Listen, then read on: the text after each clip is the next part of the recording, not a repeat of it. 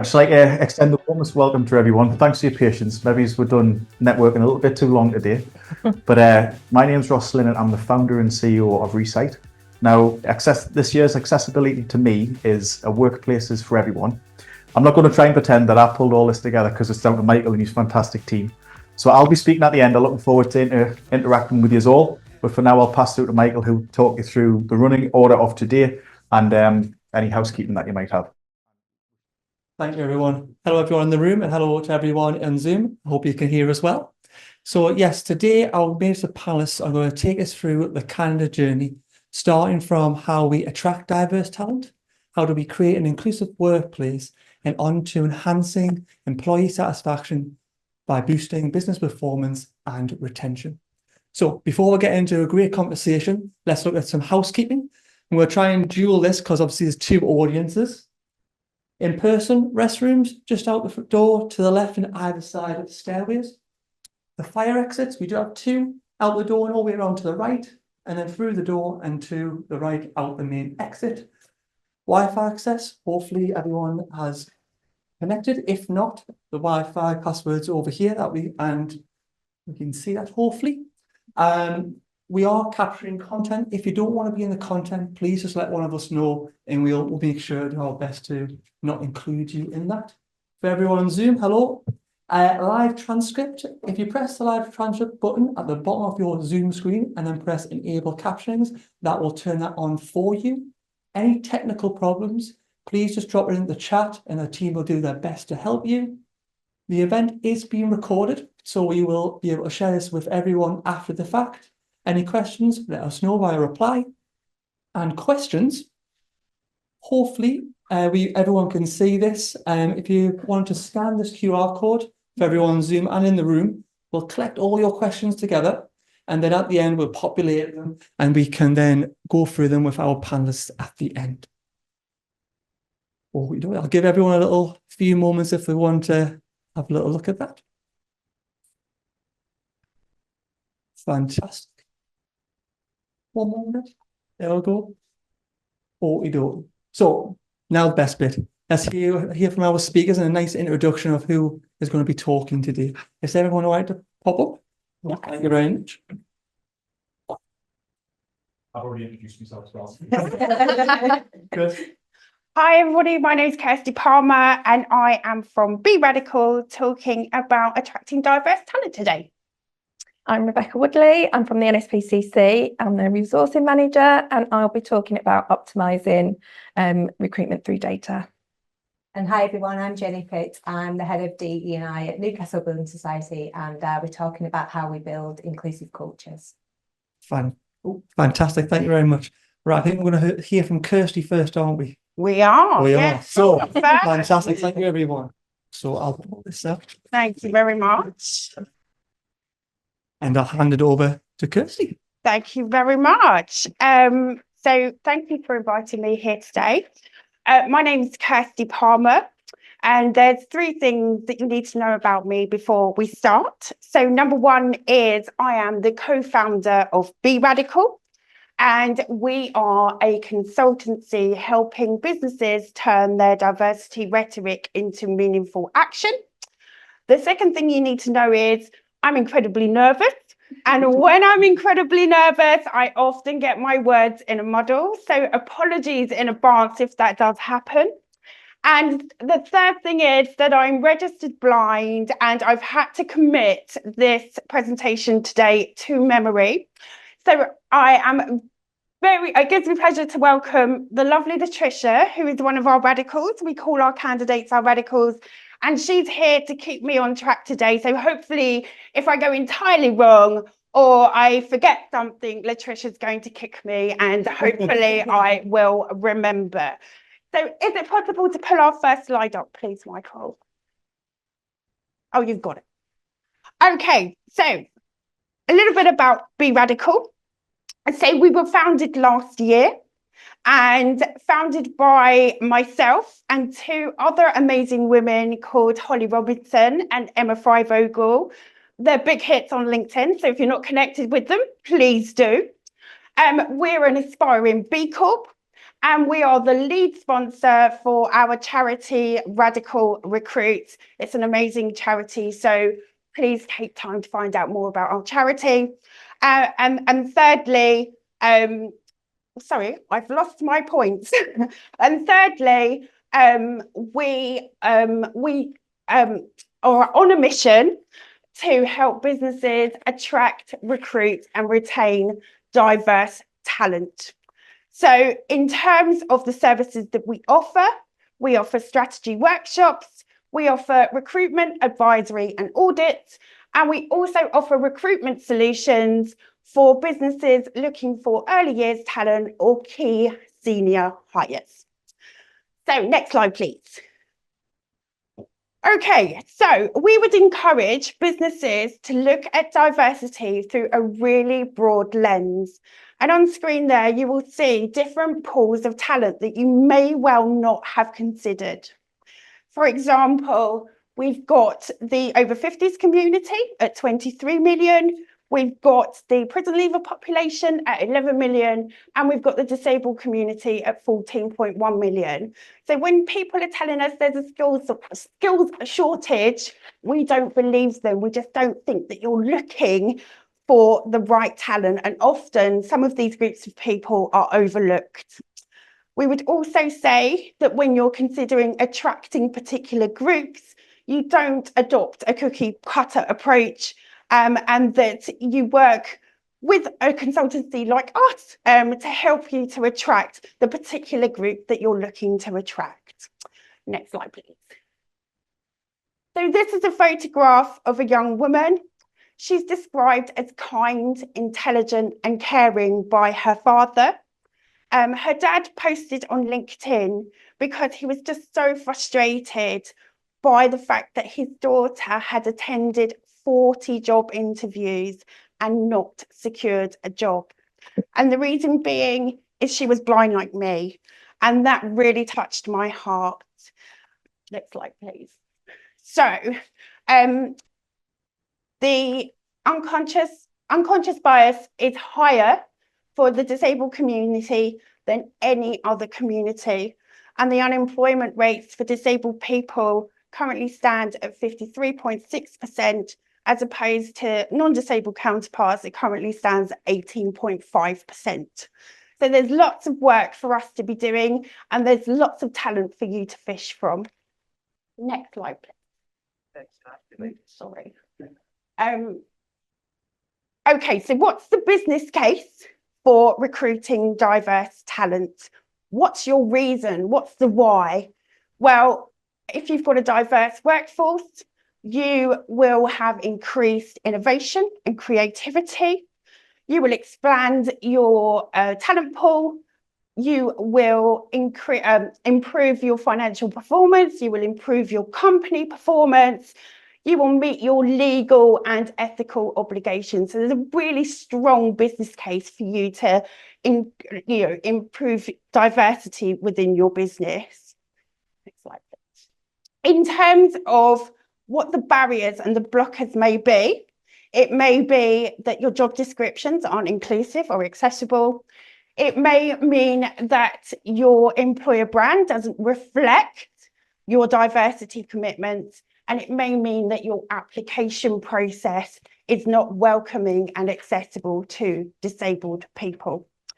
So what can we do? Let's move forward, please. So in terms of marketing, when you're marketing your vacancies, use inclusive language.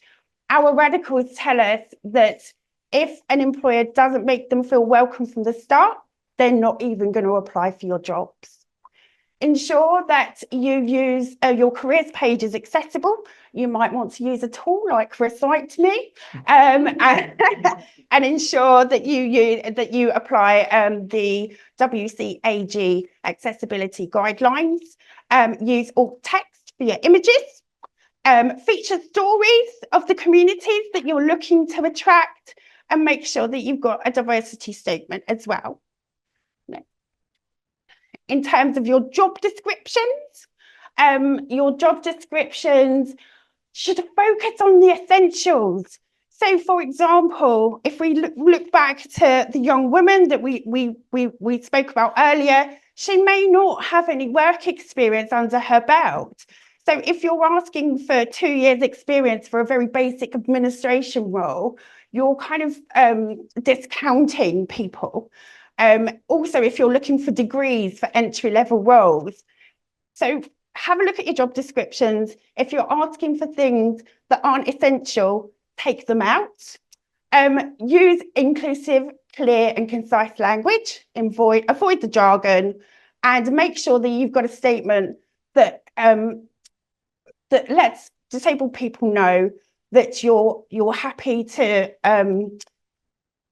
implement reasonable adjustments.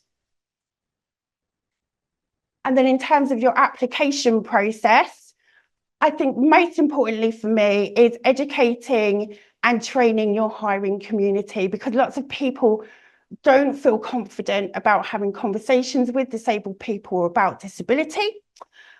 Make sure that your application process is accessible, offer alternative formats, have a phone number on your website. So if people are struggling, they can give you a call and they can get some help.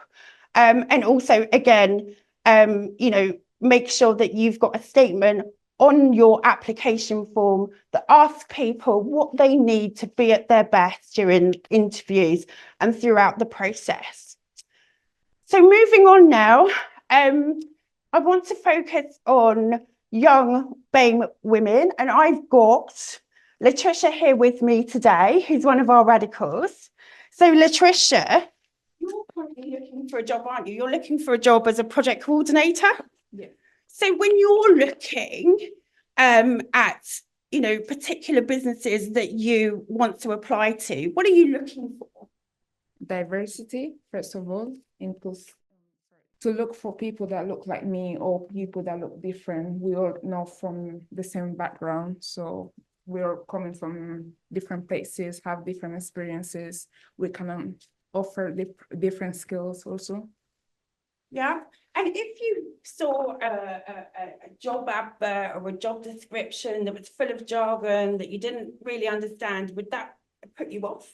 Of course, I will just look for another option Yeah. that suits me more. And you've got English as a second language as well. Does that pose any barriers for you? Not really. I'm No. confident when I'm speaking. I think everyone can understand me clearly. So if anyone says to me that they cannot hire me because of my accent or the way I'm expressing myself, I think that's a red flag. Yeah. Agreed. And absolutely, Latricia, what would be your ideal employer? I feel like someone that's able to take care of the people that work for them, and someone that doesn't look at colors or disability, that just needs people that are dedicated, motivated, and want to do the job. Fantastic. And if anyone's got any project coordinator, please let us know. Huh? Thank you. Okay, thanks, Latricia. Well, that concludes my presentation. Thank you for listening to me today. And I will pass on to somebody else. Thank you.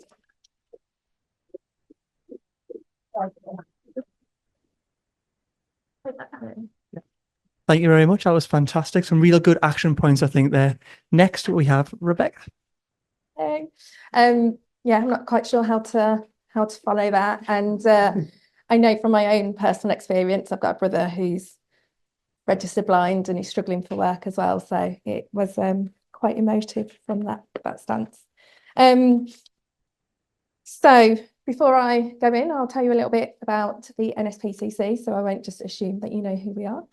So we're a national children's safeguarding charity, and we're dedicated to preventing abuse and kind of helping those that have been affected to recover. But we know that we can only do what we do if we kind of really meaningfully support, encourage, embrace diversity from our people, the people we work with, and our service users. Our belief is that it must start with us and we should be the change that we want to see in the world. So what we did about, I think it was 2021, we made a change. So we had a strategic, we had our strategic vision, we had an EDI vision, and we've just gone into one strategy that incorporates them both. It's everyone's responsibility. So it's part of our strategic focus for the next 10 years. And that's led us to having our EDI mission, which I'll go back, which is together we can remove real and perceived barriers, valuing everybody who volunteers with, works for, and supports or benefits from our work. So we have, this is all published, by the way, so you can find it. So we've published our commitments to that. So we've got transparency. We share our people data. You can find it. It's there. We're not, we don't want to hide it. We want you to know what type of work and volunteer force you're coming into. Accountability. We know that we don't always get it right. We acknowledge that sometimes we get it wrong. We hold our hands up, but we learn from it. And we're always striving to do better. Humility, we don't always have the answers. So we'll ask the right questions, work with the right people and learn. Partnerships, we know that we can achieve more together than we can alone. And then focus, and that's utilising our insights, our feedback, so that we can really focus our efforts, so that we can maximise our resources and impact that we have when we talk about diversity. So each year we develop an action plan which focuses us on a number of activities which fall into the triangle.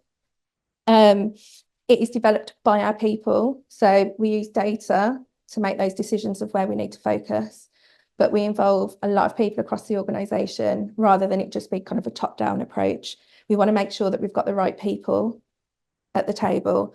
And, that lived experience is really important because we don't want to make tokenistic or kind of knee-jerk changes that aren't going to do what they need it to do, which is make sure that we remove barriers so people can come and be part of the NSPCC. Sounds all great, but it doesn't come without its challenges. By the way, this isn't unique to us. It's probably, nothing that you don't already know. Bias is kind of the biggest one. It's inherent. We can never really kind of completely eradicate it as much as we'd like to. So things that we've done to try and reduce that is we introduced anonymised applications, training and awareness. We've got inclusive recruitment. We've got unconscious bias training, which is mandatory for all of us, so our volunteers as well. Plain English. So we introduced kind of lots of training on how we can be inclusive, but there is more to it because it's not just about being inclusive, it's about having that belonging and that kind of really supportive culture. And then we have diverse interview panels. So we really try to make sure that we've got that diverse in kind of backgrounds, thoughts and experiences. As I said, each year we have an action plan. So there's a lot that we implement, and that is on hiring managers. We have a self-serve model, so we do ask quite a lot from our hiring managers. But, people can be stuck in their ways or think they do an amazing job. I love the ones who are always very much, I'm brilliant, I'm really inclusive. And then you kind of give them the feedback and it turns out your perception versus your reality is a little bit off. And because we've got a self-serve model, it's inconsistencies in approach. So we're always kind of training, offering workshops, looking at that feedback, utilising tech, so that we can take some of that burden off our hiring managers, and that we've got consistency for all our candidates coming through. And report, which I'll come on to in a little bit. And then traditional recruiting methods. And I know, Kirsty, you've said this, in terms of what people are looking for, there's that rigidity, if I can get my words out, in requirements, looking for those traditional pathways, uni, graduate schemes, things like that. And actually we're missing out on some great talent. So we've standardized our application form. So even if you're submitting a CV, it all gets pulled through. So all applications look the same. Similar to what you said, Kirsty, in terms of we only ask for essential criteria on our person spec, because it's about being day one ready, not where you're going to be in 2 years, 5 years in that, in the company. It's really about when you come in on day one, do you have the right skills? So data, just making sure the slide's still with me. So data is really important. I'd love to say it's not, because I'm all about people over data, but you need it. It's your starting point. It lets you know, kind of highlights gaps. You can look at the disparities, and really kind of identify areas of improvement. Because I want to say it'd be great if you could just do everything, but you can't. You know, we've all got a finite amount of resources. So it's really important in understanding where you are right now, where you want to go to, and where you need to focus. Data is just one part of the story. You need that kind of lived experience, feedback. So it helps to encourage those open and honest dialogue. You can understand what is working, what isn't working. And it holds you to account. You know, we share our interview questions with anyone before, up to 48 hours before their interview.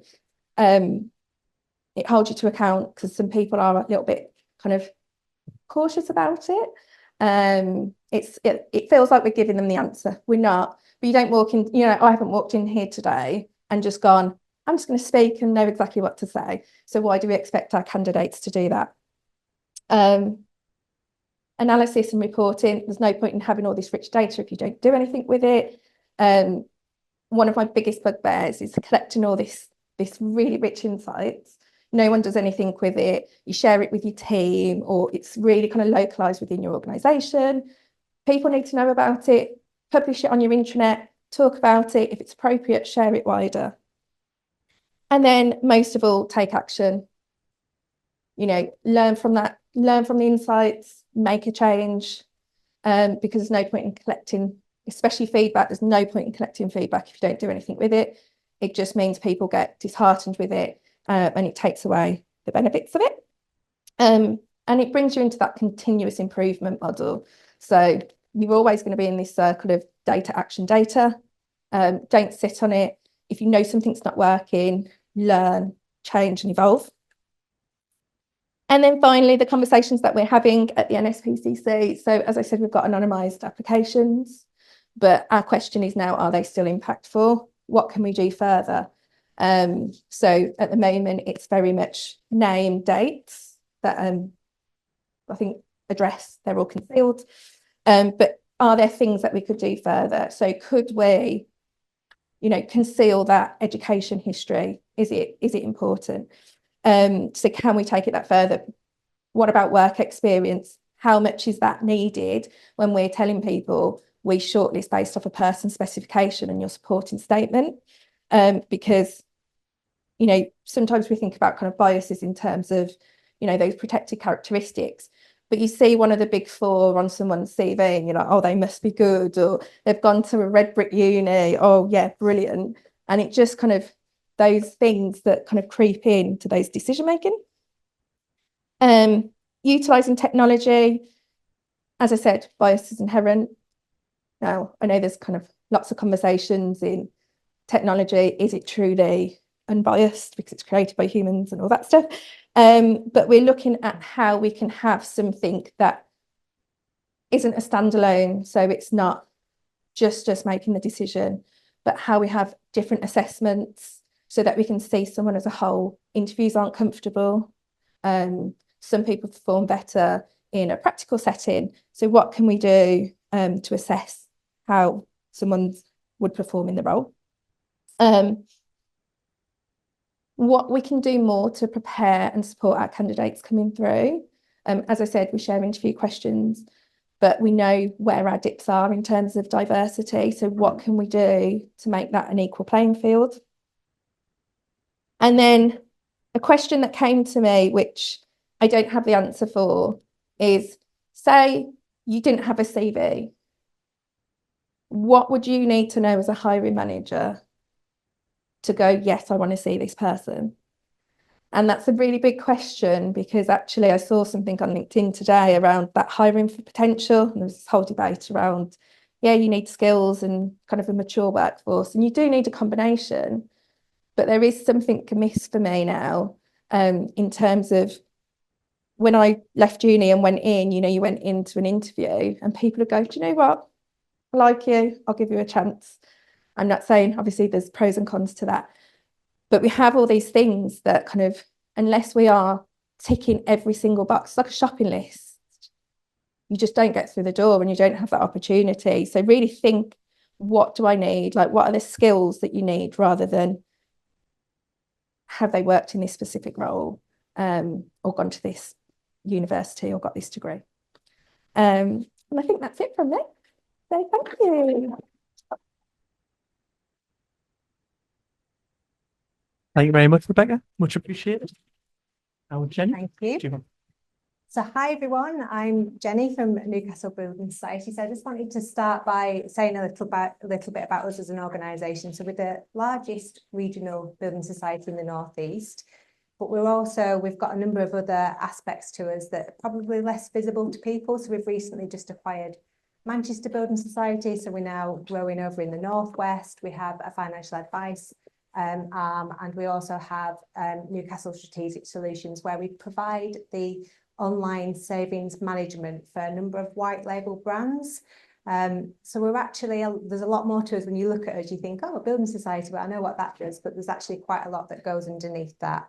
I think I wanted to start with, and I hope you can see the slides behind me, that what really excites me about working here, and was one of the reasons why I joined almost 2 years ago now, is that we're a really purpose-driven organisation. So our purpose is connecting our communities to a better financial future. And what that means is that, you know, all the profit that we make as a mutual goes back into doing good and looking at how actually we can help our regions to thrive. So when we're talking about diversity and inclusion, we're not just looking at that through an internal employee lens. Of course, there's the focus on that, as you would expect, but it's also about really thinking about how we can work with those underrepresented, disadvantaged groups within our region to have a greater impact out there. So I think that for me, when I've worked in other organisations in my career, what really excites me is it's that internal and that external piece. So you can see we've got 5 strategic pillars that sit under our purpose. One of them is about fostering inclusion, diversity and positive change, both at work and in our communities. So we've really made that commitment to do this from a strategic perspective. So it is driven from the top. And I'll come on when we talk about our journey to saying some of the governance framework that we've put in place to really help hold ourselves accountable for making progress. So when I first joined 2 years ago, everyone was super excited because they'd been doing a little bit of D&I at the side of the desk, but nobody was really owning it. So it was kind of on the side of other people's jobs. And they realised, actually, if we wanted to accelerate change at pace, we really needed somebody to come in and kind of put their arms around it. So that's when they created the head of D&I role. And I think what I found really interesting when I came in, everyone was like, let's run, let's run, let's run. And I was like, no, the first part of this roadmap has got to be that focus on data. So it's great to hear everybody else saying, have a look at what the data is telling you. It's not just about data, but the data is a really key part. Because I think that what that does is it lets you really identify what are the priority areas, what are the areas that you should be focusing on.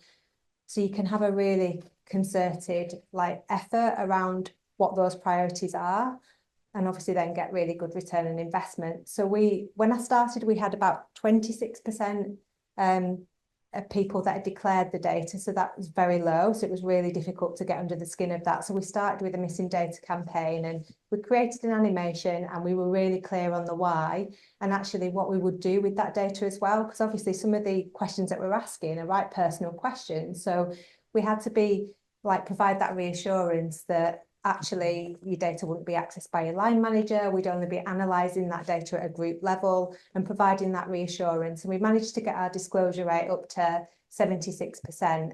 So what that allowed us to do is to do a really thorough get under the skin of what's happening from an attraction perspective, who's coming in to apply to us, and is that representative what we would expect from looking at the ONS data for the North East and North West. Who is then making it through our recruitment process, and who are we losing along the way? So is there something in our process that's preventing people from progressing? But also through to our internal colleagues, who are we looking at for promotion? who, as well at the other end of the employee life cycle, are we losing? So we did a really thorough diagnostic, as well as looking at our employee relations data. So are there any discipline and grievance cases related to D&I? What's that telling us from a culture point of view? It's not just about data though, as Rebecca said, it's about that lived experience. So when I first started, we spent 3 months working with a cross section of the business. We've got 1,750 colleagues. So we spent 3 months engaging with people across the business, working in partnership with business in the community to provide that kind of real safe space that, look, we're invested in this and we want you to be super honest. And that helped us to really, that insight helped us to get under the skin again. So we had the data telling us one thing, but then the lived experience helped us to really understand actually what are we doing really well, but also where are the hot spots in our employee experience that we're not getting quite right. So I think that listening coupled with the data really helped us to set some really clear strategic priorities and goals. So I'm going to talk to you a little bit about each of these, and I have got notes so I don't forget different bits throughout. So we've named our strategy. Our approach is called A Place to Be You. So that does what it says on the tin. We want to create an environment where all of our colleagues can be their true and authentic selves at work. We don't want people to have to come into work and wear a corporate version of themselves. We know that will impact performance. It's exhausting for the colleague. So everything that we set out to do is about creating that place where people can truly be themselves. The first goal around that is around creating an inclusive culture. When I first joined the organisation, we had one employee network in place, which was the Women in Leadership Network. Because we're a financial services organisation, we've been focused on gender for a little while. So that network had been doing some really great stuff to look at actually what do we do from a career progression point of view and develop that talent pipeline. But gender is one aspect of diversity, and it's one of the aspects that a lot of organisations have focused on because of the gender pay gap and the legislation that goes around that. So I set out to create a toolkit to really go out into the business and say, we want more networks. Networks are absolutely key. They give you that insight and lived experience. They tell you where you're perhaps not getting things quite right. They let you test when you're developing policies and practices and ways of working. They're absolutely, they're the main factor for us making sure that when we're doing that we're not landing something that's not going to work, because I'm a woman, I'm cisgendered, I'm straight, I'm white, so I can't think about everything through every other lens. So it's really important that when you're developing your policies and your ways of working, that you are engaging with the people to understand what the impact of those are going to be. So we work with them on policy reviews, ways of working. They've all got steering committees, they've got terms of reference. It's really structured. We get them all together from an intersectionality lens twice a year to do some development. And they've been really critical to enable us to, again, accelerate a pace. There's just myself and Chloe that's in the audience, that's in our D&I team. So it's actually how do we have these mechanisms that weaves D&I through everything we do across the business. And I'll talk a little bit about our governance framework as I come on to that. The networks also work with us to deliver a calendar of events, but it's not just about events, but the events are really important. I think particularly if you can use the networks to do some storytelling. Not everybody feels comfortable doing that, but I think storytelling really helps people to connect, especially if they know somebody in a business. When they tell their personal story, actually it helps people to think about something through a completely different perspective, and there's that emotional connection which then helps them to think, I've got some things that I need to learn here, and it kind of helps you to land that learning and development in a really open way where it's not tell. From an insight perspective, so we did that listening, that isn't a one-off. We have a colleague insight forum that again provides us with lots of feedback. We do colleague voice surveys on a monthly basis, so we're constantly going out there to understand what's happening there on the ground, and actually if there's anything that we need to face into that we need to tweak, that we're not quite landing. I think looking at the touch points, and I'll come on when we go on to talent, some of the things that we weren't quite getting right when I first started was through an accessibility lens. I think we've used our Dawn network, our disability awareness network, and our partners, BDF and Lexic, to really create an accessibility action plan. And they've helped us to look at actually what do we need to put in place from an onboarding point of view and from a recruitment perspective. And it's great to hear some of the journey, Rebecca, that you've gone on, because I think some of the things that you were talking about there is things that we're now looking at putting in place. And I think we've got Recite Me on our customer website, and I think it's about to get rolled out as well onto our career site. So thinking about that through a number of different lenses. The other really key part of creating an inclusive culture is the training. So we again use the listening circle feedback to do a bit of a learning needs analysis of what the priority areas were. We've done lots of bite-sized training. So for us, we've got quite a number of transgender colleagues in our business. That was an area that people were actually really uncomfortable about and didn't know how to have that conversation. So we used a bit of storytelling, but external partners to really bring that topic to life. And actually, since doing that, we've attracted more trans people into the business, because I think people that know trans people in their life have said this is a really safe place for you to come and work here. So we're seeing the benefits of really being able to showcase that we are a safe place, and we've got all the tools in place to support people.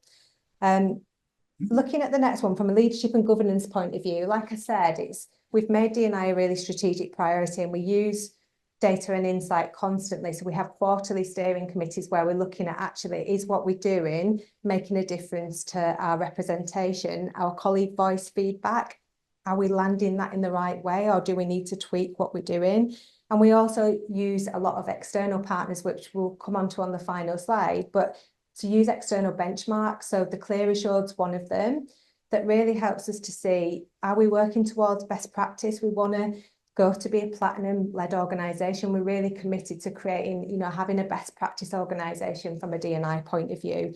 So we're working with lots of partners to help us to get there. And from an accessibility point of view, we've worked with Lexic, who we've done a neurodiversity smart assessment, which has really helped us to understand some of the things that we need to put in place to really create that accessible and inclusive environment for those that are neurodiverse as well, which has been a big area of learning for us as well. From a talent management point of view, and Rebecca's shared it, I was like, thank goodness we're doing some of the right things to say that from a recruitment lens. We worked with the Clear company again to do an audit of our recruitment practices, and that was really, really insightful, and it's led to us then looking to put Roll Recite Me out onto our careers website, but also looking at our job descriptions, like you say, the clear and concise language. Are we just putting some qualifications in there that weren't needed? Being really upfront about what our hiring practices consist of. So on our website, we're about to go live with, we're just transparent about the process. We've started to give questions in advance. So again, weaving all those actions from that recruitment audit through to just become a best practice employer. We're also looking at it through an early careers and employability lens, because we want to help those disadvantaged and underrepresented groups in the region. We work a lot with Newcastle United Foundation, so looking at those that may be in quite impoverished areas within the region that have got second and third generation unemployment. So how can we help them get some work experience, build them up when they work ready, and then get them into our talent pipeline? And we've had some real successes from that perspective. From a development point of view, we know from our data that we want to do some work to support women and ethnically diverse colleagues to progress at a faster rate. We can see that from what the data is telling us is that actually we need to do some more to help that with that career progression. So we're just about to launch with our Building Societies Association a targeted programme. But again, it's a journey. We've got much more to do in that space. When we talk about inclusive by design, what we mean by that is, so we're quite good as an organisation. If somebody tells us something, we will react and we'll put something in place, but we want to get better at that. We don't want to be reacting. We want to be building, weaving inclusion through everything that we do. And we've worked with a number of externals that are helping us with that, both from a property perspective and a digital perspective. So from a property, we've had GOS do an accessibility and inclusion audit of our premises, and we've put in lots of actions in place there, which has required a little bit of investment, but it's absolutely the right thing to do. And again, from a digital perspective, and again, that's helped support with getting Recite Me out. is doing that digital accessibility audit. So getting people externally with lots of different lived experience to test our website and give us feedback. So knowing that we can make that candidate experience just inclusive for everyone, and there's not a barrier to applying for a role with us. Another key part that we do in there is we are a business that's growing fast and we've got a big change agenda, but it's weaving inclusive design principles into our project and programme management. So we're asking some really key questions up front so we're thinking about it up front, the impact on different groups. So again, as you said, sometimes with the bias training, the people that are designing that are perhaps not from a majority group, so you're not thinking about different perspectives. So we're weaving that through our project and programme management to hopefully, again, be that forward-looking, so we're not having to react and redesign. I think the policy point of view is really key as well when we look at being inclusive by design. So it's putting money where our mouth is and having really great colleague policies as well. I think I'm really proud that this year we introduced equalised parental leave. So regardless of route to parenthood, you know, our paternity provision is absolutely the same as our maternity provision. And obviously, if you're in a same-sex couple, that has a significant impact as well. That's a massive investment for us as a business, but we know that that's part of changing the game for the wider gender equality agenda out there in society. And there's other aspects that we've focused on as well. This year, we've launched a separate fertility policy from a family leave perspective, neonatal care. So if you have your baby 3 months early, that wouldn't eat into your maternity leave. That would be built onto your maternity leave, because we know that parents would spend a lot of that time in the hospital. So they would get that additional time, and then their maternity leave would start when they get home. So I'm really proud of some of those practices. But also things like a menopause policy, a gender expression policy and toolkit. So we really kind of accelerated. We've had a lot of policies that we've delivered this year. We're on a journey. We've not got everything nailed, but I'm really proud of the commitment that the business is making in making those policies like leading best practice. I think from the last strategic goal that we have is around community and supply chain, because we're a really community focused organisation. It's about how we really align those community relationships that we have externally to help us to meet some of our D&I agenda as well. So how can we get those underrepresented groups into our talent pipeline? But also from our employee network perspective, everybody gets volunteering days in our business. How can we get them to be, you know, so if you're a women's network, we in the women's network, we have volunteering through Smart Works, who are a gender-focused charity that support women getting back into work. From an LGBT perspective, we work with Albert Kennedy Trust, who are an LGBT homeless charity. So really making that alignment with what we do in the community and what we're also delivering internally as well. And then the supply chain, it's looking at our suppliers that come in, but also we're a supplier to clients. Like I said, we provide that savings management platform. So how can we work collaboratively? You know, in this space, it's about doing the right thing. It's not about competing with other businesses. So we're always up for sharing what we're doing. And also, like I have today from listening to the other speakers, it's about learning from other organisations as well. So really having that collaboration. Then just giving a bit of an outline of our strategic partners and the governance framework that we've put in place. So everything that we've got under the 5 strategic goals that I've just talked about, we have a programme and a plan that sits under that. And like I said, there's only Chloe and myself that work in the central team. So it can't be all down to, if it was down to us to deliver everything, would be probably taking us 100 years to get everything through. So we've set up a number of work streams so we've got like an accessibility work stream, a community work stream, data, policy, resourcing, supply chain. I'm sure there's probably some that I've missed, but we have key stakeholders from across the business that form part of those work streams. They then work independently with people that they need to, key stakeholders in their remit that they need to go off and work with to deliver kind of actions within the plan. And then they feed that progress into a D&I working group that comes together on a bi-monthly basis.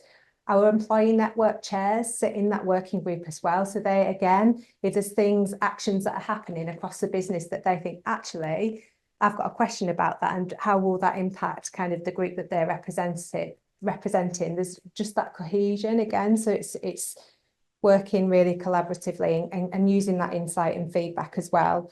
And then the D&I working group feeds into a D&I steering group where that's chaired by our CEO. So that shows the level of commitment. And we've also got a board member that sits on that.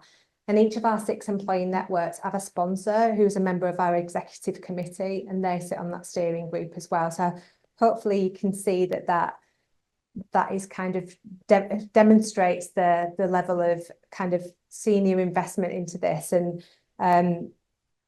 they help kind of have that voice at the table as well. So if there's something like, if our property team's going in and presenting like a proposal of doing something with the building, Michael, who's our disability awareness network sponsor, will be wearing his hat when he's in those discussions to think, actually, have we thought about the accessibility that needs to feed into this? So it's working really well for us.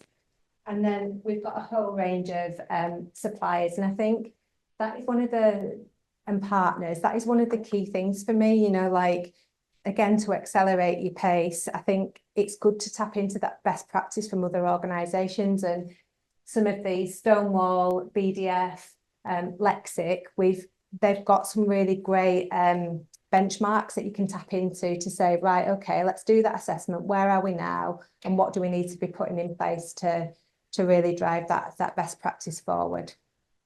I'm sure I could talk forever, but I think that's enough. But if any questions, then happy to take them. Thank you. Okay then, hi, I introduced myself before. I'm Ross Linnett and I'm the founder of Recite Me. I'm neurodiverse myself, and one of the things I wanted to do was I wanted to take you through a journey from my experience of finding out quite late in life that I was neurodiverse, being dyslexic, and then how I translated that into my company. From there, we ended up having a very, very, very high retention rate. Now, I'll start off with, I was diagnosed with dyslexia when I was actually president of the student union. I'd done my degree. I stayed as far away from English as what I could, and I'd done engineering. But I still didn't do very well in my degree. But I was very lucky that I was very, very good at sport. So a lot of people who go through from a neurodiverse background, they leave school often with a lot of lack of confidence. But luckily, I was still a very confident person, even though I largely underperformed at school. But finding out late in life was actually, it was also, as well as being a curse of going through school and not knowing that a lot of my struggles was down to the fact that I was neurodiverse, it was actually a massive advantage as well. Because when I found out I was president of the student union, it was a £3 million turnover organisation, and I was performing very well within it. So it started I started realizing that if you look into the statistics, there's so many CEOs that are actually dyslexic, which this forms the theme of what I'm trying to talk about through today, is that when we talk about neurodiversity, we often think about the struggles that we have and how we have to do the adjustments. But people very rarely talk about the advantages and the superpowers. And I'll take you through today how we took the superpowers of being neurodiverse into a company and how it helped us retain our retention. So just to give a background of where Recite and Arch, I've got 2 companies, are today. I started Arch 20 years ago, and my first employee is still with me, my second employee is still with me, my third employee is still with me. And if you go through, we have very, very, very few people that actually leave the organization. But one of the reasons for that is, I think that being neurodiverse, it's helped me hire people that are neurodiverse, and they can often see things that are not often seen with people who are from non-neurodiverse backgrounds. So particularly from being dyslexics often come with a lot of empathy. And that's how we've set up our business, is that this is going to sound a very strange comment, but when you dig into it, it's actually more rare than what you think. We employ the person first that fills the role. Now, many companies will employ the role and try and get a person to fill it. And what I mean by that is we always put the person first, and humans come with the trials and tribulations of life. You know, we're all going to have things happen in the life. So what we decided to do is to introduce policies that would basically make the person more happier and more comfortable working for our organization. And I'll just take you through a couple of ones that we have done. If somebody has a loss in the family, hello, just said loss. Like, there's a ghost in the corner or something. But we just say to them, look, take as much time as you need off. You know, if this is about you, this is about your family. Work can wait. Your position that you occupy can wait, but this is about you. And what interestingly, what often happens is the person comes back earlier than what they would have done if they maybe had to go off on the sick or with stress, because it's up to them. The power's in their hands. Other areas that we often integrate is we do workations. So one of the interesting things about people from a neurodiverse background is that they tend to suffer from stress and depression a lot more than what people would be in the neurotypical end. So I was often thinking, how can we keep the productivity of the company going? Because we do have international competition. We're one of the 5 big players in the world of what Recite does. But how can we keep people happy? And then I come up with the idea, the realization that every winter, 2 or 3 people struggle because of the dark nights. You know, I mean, Britain, we have some bad winters. It's miserable, it's rainy, the likes of that. So we created a policy called workation, where a person can go and work anywhere in the world for 2 weeks. It's a reduced hours. So you can do 6 hours in the day, but we encourage people to try and do it over the winter. So you have a lot of people taking up on it, and it's went to families as well. So when we've talked about parental care, how people have described before, and they have got fantastic policies. A lot of people who are married to teachers and the likes of that, they can take a lot of time out and be with their family, but they still are working.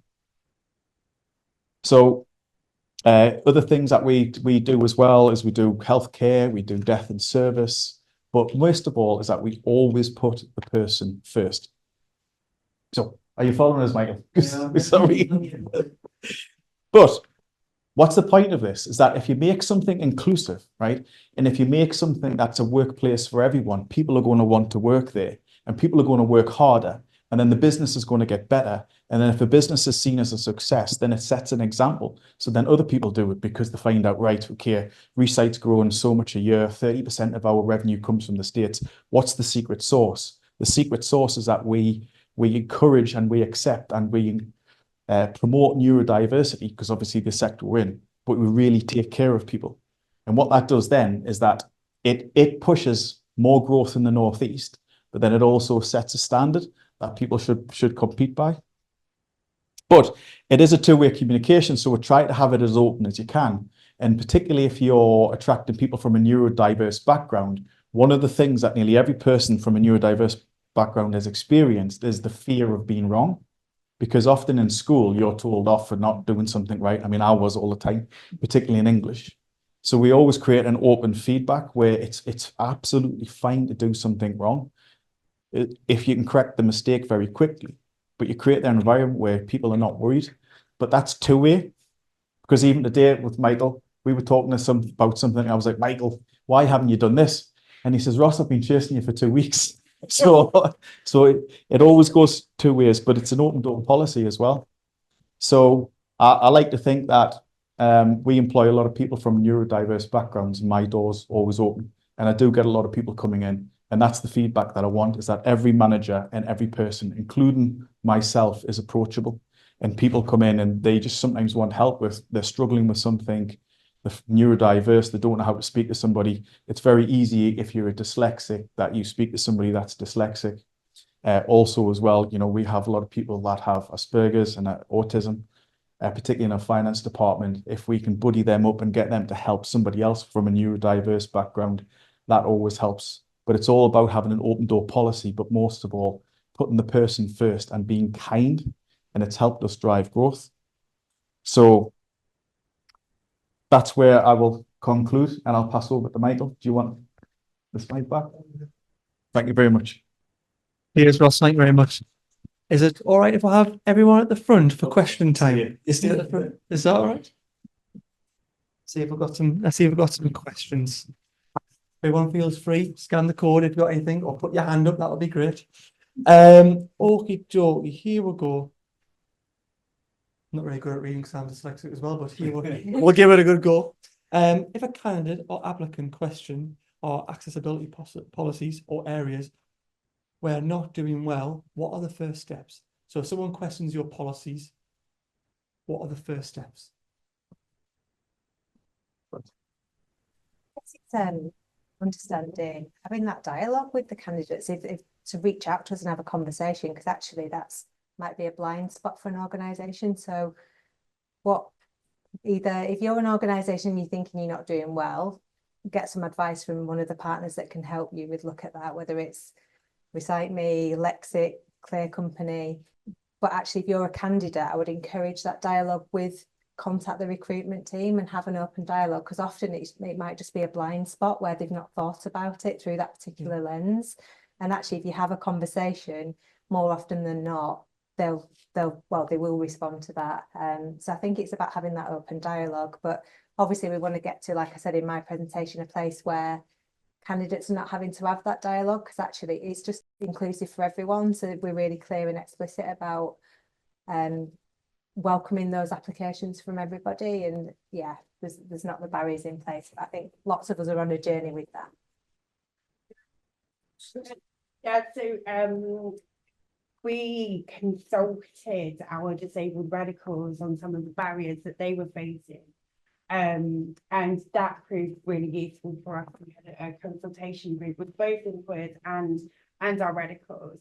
And what came from that was a brand new service that we launched called Accelerating Accessibility. And under that program, we can offer recruitment audits. We can review your recruitment process end to end and give you some real recommendations on what you're doing well and what you might need to do better. We can also offer workplace needs assessment and implementation support. I'll just give it a little plug there. But yes, I think absolutely consulting your customers, getting those consultation groups together, and if you need hands, we're always here. Thank you very much. There's a few more questions coming, so that's good. Do you have any advice for anyone hoping to persuade more senior leadership that ED&I is important and should be focused on? So how do we get people like you, Ross, to listen? Well, I mean, if you look at the theme of what I was saying before, is that, you know, by embracing ED&I, it's helped us grow. And I don't think we would have grown as fast as had we not embraced it. So it's not just about doing something that's nice, and it is nice and it should be done, and it should be done for the right reasons, but it does help companies become stronger and grow faster. Thank you very much. How would you phrase your accessibility statements? I liked, what do you need to be at your best at an interview for interviews? I'm trying to. I think that was Can you help my us? presentation. All right, okay.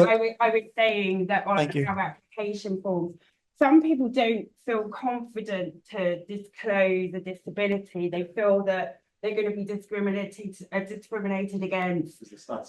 Absolutely. And so I think instead of asking the question, do you have a disability? It's much better to say, how can we help you to be at your best? So if it's an event as well, it's like, what do you need from us to make this a welcoming and accessible event for you? And that's then encouraging people to, you know, even if they may not acknowledge that they have a person has a disability, they may not realise, but they do need a little bit of help. We might encourage them to just say so rather than having to say, I'm disabled, I've got that disability label.